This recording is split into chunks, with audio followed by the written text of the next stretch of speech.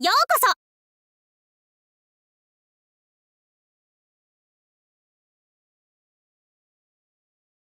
하나, 둘, 셋.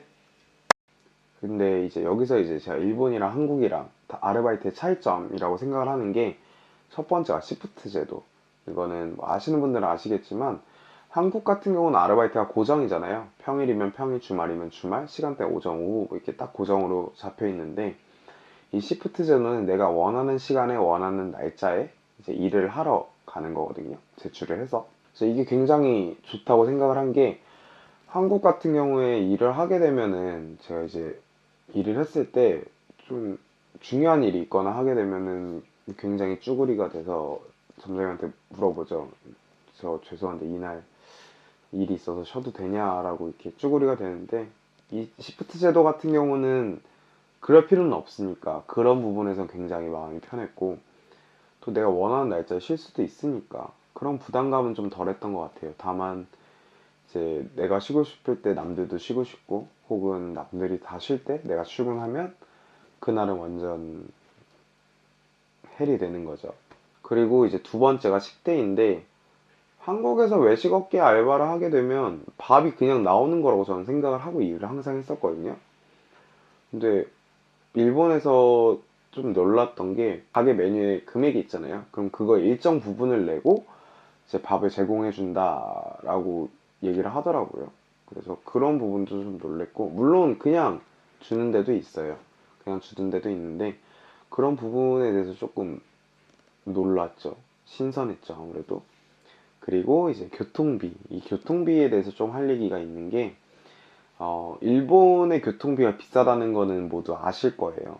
저도 알고 있었고 그래서 여행 왔을 때도 생각보다 굉장히 비싸네라고 생각은 했지만 체감으로 느끼는 게 너무 다른 거예요.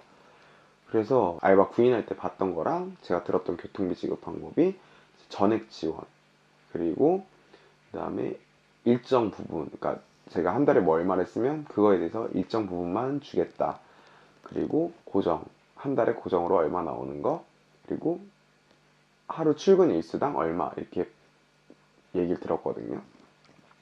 그리고 이걸 또 지급받는 방법이 내가 뭐 한 달에 쓴 영수증을 제출해서 그걸로 이제 월급을 환급을 받는 방법이 있고 혹은 그냥 대중교통을 이용하든 안 하든 그냥 나오는 그 경우가 있더라고요, 월급에. 그래서 면접 볼 때 저는 이런 걸 다 물어봤었거든요. 결국에는 점심에는 월 3,000원 고정으로 받고 저녁에는 이제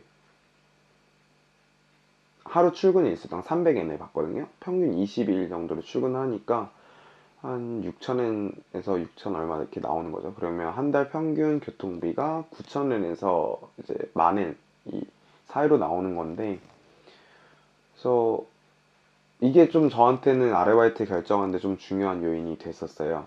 그렇기 때문에 어, 면접 볼 때 아무 이게 여쭤보는 게 신뢰가 되는 게 아니기 때문에 여쭤보시고 본인이 원하는 그 아르바이트 장소를 정하시는 데 도움이 되셨으면 좋겠어요. 아르바이트 장소를 어느 추천을 한다면 어디가 좋을까요? 라고 생각하시는 분들이 계실 텐데 일단 저 주변에도 제 아는 동생이 이제 워홀을 준비해서 얼마 전에 이 얘기를 했었거든요. 그래서 제가 이제 얘기를 하는 거는 본인이 원하는 일을 꼭 아르바이트로 했으면 좋겠다라고 얘기를 했는데 특히 워홀은 1년이라는 기간이 주어지잖아요. 굉장히 뭔가 경험하기에는 짧은 기간이다 보니까 아르바이트만이라도 본인이 하고 싶었던 일이 있다면 꼭 그거를 할 수 있었으면 좋겠다라고 얘기를 하기도 했었고 또 그것과 비등하게 꼭 집 앞에서 아르바이트를 구해라 라고 얘기를 했었거든요. 이게 제가 자전거 타고 지금 30분 정도를 출퇴근을 하는데 아침에 일어나서 자전거 타는 것도 너무 힘들지만 그것보다 좀 더 힘든 게 비 올 때, 눈 올 때 버스 타고 가는 게 좀 힘들거든요. 이게 저희 동네만 그런지 모르겠는데 버스 배차 간격이 굉장히 길어요. 이게 그 배차된 시간보다 한 5분 정도 지연돼서 오거든요. 근데 비 오는 날, 눈 오는 날은 뭐 거의 10분 정도 지연돼서 오기도 하고 그럼 기다리면서 그거 비 맞고 있으면 또 찝찝하고 이러니까 무조건 알바는 집 앞에서 하는 게 최고다라고 얘기를 했었죠. 그리고 방금 말씀드렸던 식대랑 교통비, 이거 같은 경우는 그냥 나오는 데가 좋은 것 같아요. 돈을 아낄 수도 있고, 그리고 교통비 같은 경우는 그 돈 아껴서 뭐 좀 더 본인이 원하는데 사용을 할 수가 있으니까, 주방보다는 홀에서 일하는 걸 권장을 드려요. 이제 홀에서 일을 하게 되면 아무래도 일본어를 쓸 기회가 더 많아지고, 또 저 같은 경우는 드라마를 보면서 이제 주인이랑 손님이랑 친해져가지고 이제 이렇게 얘기하는 그런 거에 동경을 굉장히 많이 했거든요. 물론 제가 손님일 때 얘기긴 하지만. 그래서 지금 점심에 일하는 개인 가게에서도 단골분들이 오시게 되면 이제 요즘에는 조금 말도 하고, 이제 할아버지 한 분이 계신데 지나가다가 뭐 먹을 거 사신 게 있으면 나눠주고 가시기도 하고, 좀 이런 쏠쏠한 재미가 있어가지고 홀에서 일하는 걸 추천합니다. 뭐 반대로 이제 좀 추천 안 하는 거는 이제 이거에 반대되는 얘기일 텐데, 그리고 일을 하시다가 좀 대인관계에서 좀 아니다 싶으신 게 있다면 이제 다른 아르바이트 자리를 찾으시는 게 좋지 않을까라는 생각은 해요. 이제 이거는 뭐 다른 영상에서 다음에 말씀을 드리겠지만, 다만 그만두실 때 그냥 확 그만두시지 마시고 아까 제가 말씀드린 시프트 제도를 이용을 해서 새로운 알바 자리를 찾으셨으면 거기에 뭐 한 이틀, 그리고 지금 기존 알바 자리 한 이틀 정도 나간 다음에 새로운 알바 자리가 괜찮으시다고 생각을 한다면 기존 알바 자리 그만두시고 이제 새로운 알바 자리에 정착을 하시는 방식이 괜찮지 않을까 싶어요. 그 일본에서 일을 하려면 일본어를 어느 정도 해야 되나라는 걱정이 가장 크겠죠. 저도 그랬었고. 그래서 제 일본어 실력을 말씀을 드리자면 일단 부끄럽지만 JLPT N2를 가지고 있긴 합니다. 근데 이게 일본어를 잘한다 못한다의 지표가 되진 않는 것 같아요. 제가 생각을 했을 땐. 더군다나 저는 애초에 워홀을 올 생각도 없었고 일본에 살 생각은 더더욱 없었어요, 사실. 그냥 저 일본어를 접했던 거는 중학교 때 제2외국어 정도, 뭐 인사말, 그리고 드라마를 가끔 봤던 거 정도인데, 어떤 계기로 인해서 전문학교 진학을 생각을 하게 됐거든요. 전문학교 진학에서 이제 필요로 했던 게, 아,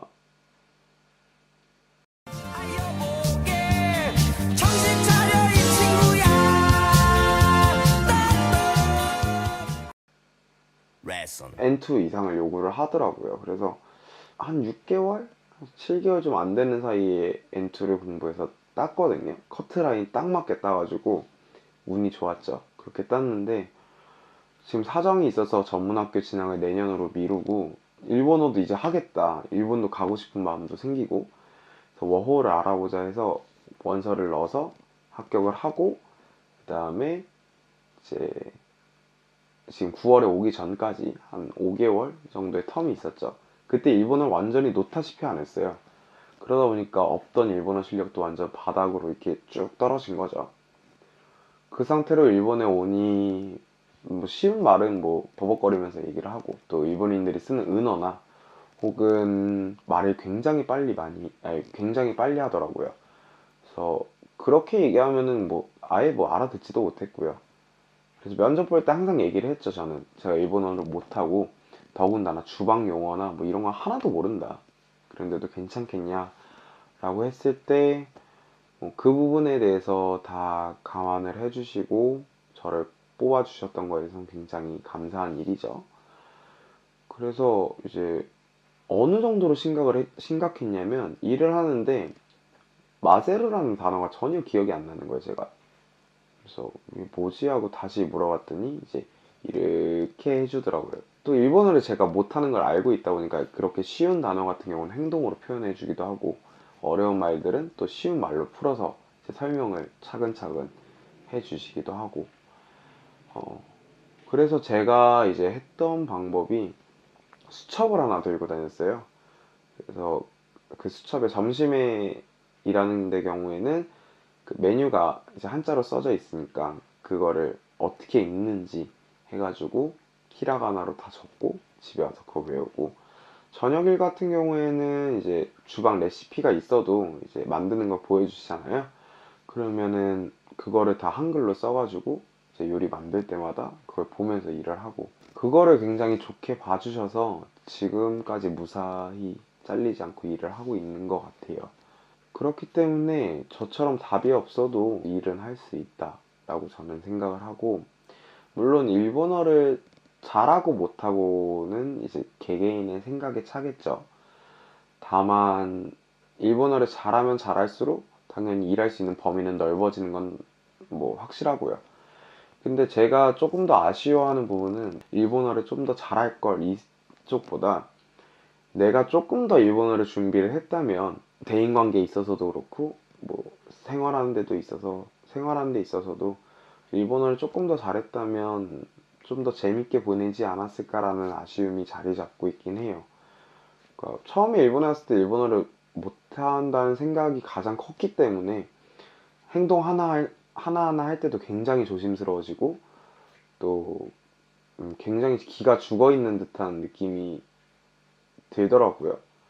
그래서 만약에 여러분들도 일본에 오시게 된다면 조금 더 뭐 일본어를 잘한다 못한다의 기준을 떠나서 그냥 조금 더 준비를 해 오시면 아무래도 재밌는 일본 생활을 즐기실 수 있지 않을까라는 생각을 합니다. 일단 오늘 제가 할 얘기는 여기까지인 것 같고, 이제 궁금하신 점이 있으시면 댓글 달아주시면 제가 아는 선에서 답변 드리도록 하겠습니다. 그럼 오늘 영상 봐주셔서 너무 감사하고, 다음 영상에 뵐게요. 안녕. 하나, 둘, 셋.